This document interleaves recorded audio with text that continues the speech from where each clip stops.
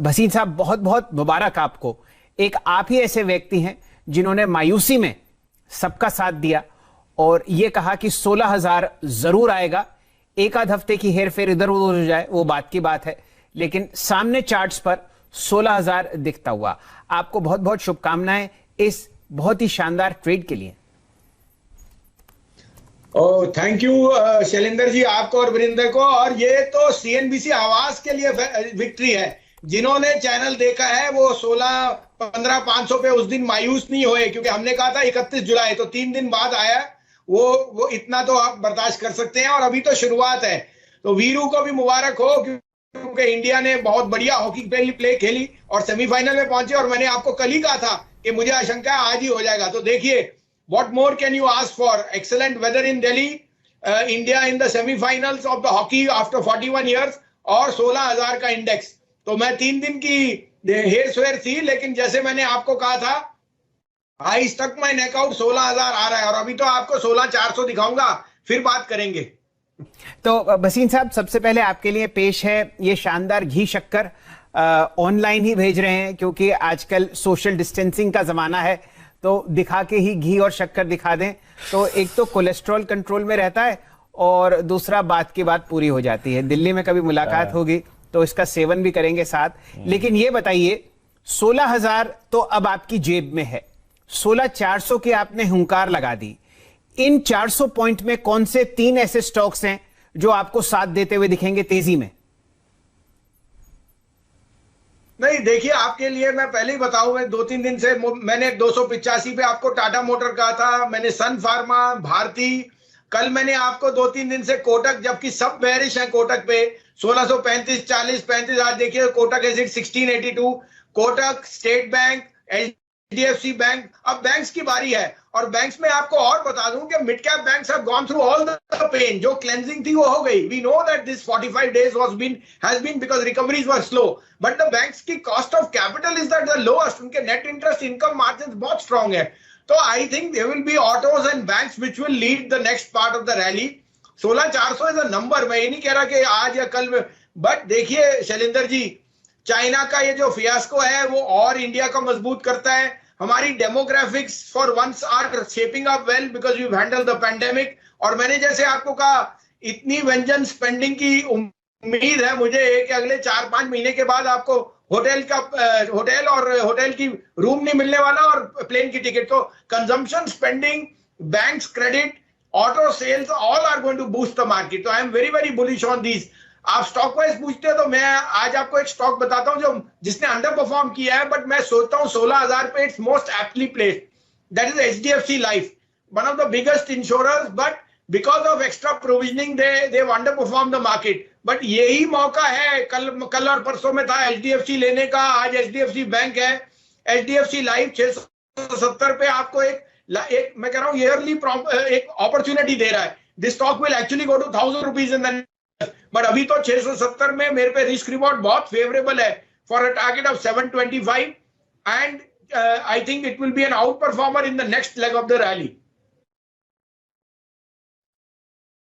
Okay Wasim साहब, एक बड़ा इंटरेस्टिंग प्रश्न है। कभी भी हिस्टोरिकली अगर आप देखें, इतिहास में हमने प्रीवियस हाइस को या फिर ऑल टाइम हाइस को बिना बैंक निफ्टी के कंट्रीब्यूशन के नहीं निकाला। और इंटरेस्टिंगली आप 15,500 से 16,000 हो गए, और बैंक निफ्टी अभी भी अपने प्रीवियस हाई से एक बड़ा डिफरेंशियल, यानी कहीं ना कहीं ये डिफरेंशियल प्ले करने का एक अच्छा मौका है। आपने कोटक की राय दी। सर, ये सरकारी बैंकों में और प्राइवेट बैंकों में अदर देन कोटक अगर आप देखें काफी नीचे भी आ चुका है, आपकी शॉपिंग लिस्ट में क्या है इस वक्त other than Kotak? Sir, as a disclosure, मैं तो 350 रुपए से स्टेट बैंक कर रहा हूं। 600, 650 तक मैं रुकूंगा नहीं।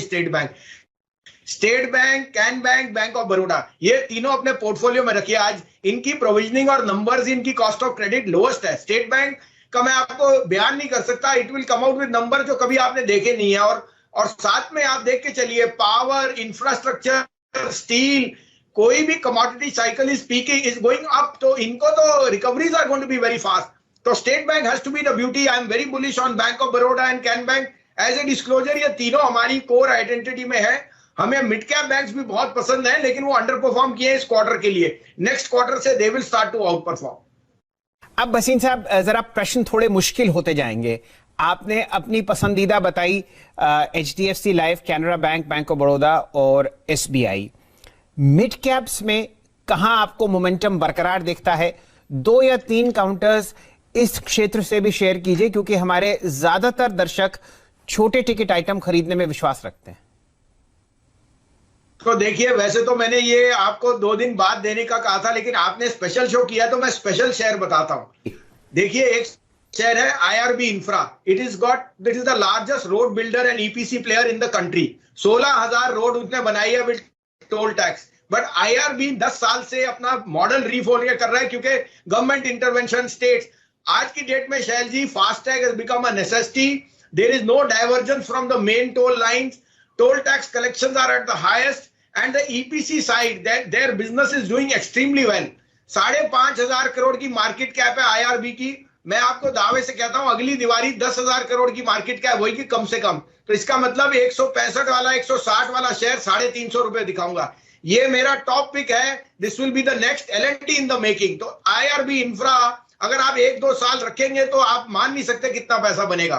एज ए डिस्क्लोजर, ये हमने अपने क्लाइंट्स को काफी दिलाया है और अभी भी दिला रहे हैं।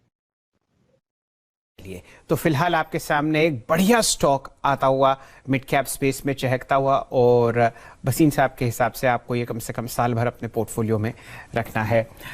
संजीव जी, प्रश्न हमारी तरफ से तो पूरे हो गए हैं, लेकिन अगर आप कोई लाइन या टिप्पणी या संदेश या सतर्कता बाजार में बताना चाहते हो तो हमारे दर्शकों के साथ शेयर कीजिए। तो मैं ये कहना चाहता हूं शैलेंद्र जी, देखिए, हम भी बहुत प्रयास करते हैं। आपके यहाँ 3 बारी दिन में आते हैं। हमारा इंटरेस्ट, हमारे क्लाइंट है हमारे को। So we are also have a slight bit of bias on certain stocks. We also give that as a disclosure. However, हमारी चेष्टा आपके चैनल से यही है कि investment is not a 1 day और अ 1 वीक और अ 1 मंथ कैलेंडर। आपको ये निवेश का आइडिया बढ़ाना है, क्योंकि आपको और कोई ग्रोथ नहीं दिखेगी। सोना 52,000 है, सेंसेक्स 53,000 है, प्रॉपर्टी के तो assets will go beyond all calculation, but being invested is the only mantra. और आज भी मैं सोचता हूं कि इंडिया में जो स्ट्रेंथ आपको दिखी है 6 महीने में, वो ये है कि retail investor is putting his money where his mouth is. और इससे बुलिश चीज हो नहीं सकती। इसलिए नहीं कि CDSL और brokerage houses are going up, because उसका कारण है। तो I think India is at the cusp of a very big uptick. आपने कमोडिटीज देख ली, मेटल्स, तो स्टे इन्वेस्टेड। ये रोज की लोगों की बातों से और इन्वेस्टर से और टेक्निकल से नहीं चलेगा, क्योंकि आपको अगर निवेश करना है तो आपको इग्नोर करनी पड़ेगी नॉइज। नहीं तो आप 16,000 पे वापस आ नहीं सकते अगर आप 14,000 पे निकल गए। तो simple thing is, if you are an investor, stay with the businesses. अगर आप ट्रेडर हैं तो जरूर CNBC आवाज देखिए, और जो आपको स्पेशलिस्ट आपको बताते हैं उन चीज का ध्यान कीजिए। बट CNBC आवाज जरूर देखिए, शैलेंद्र जी, वरिंदर जी को और मेरे को। वसीम साहब, इस इतनी बढ़िया राय के लिए आपका बहुत बहुत आभार।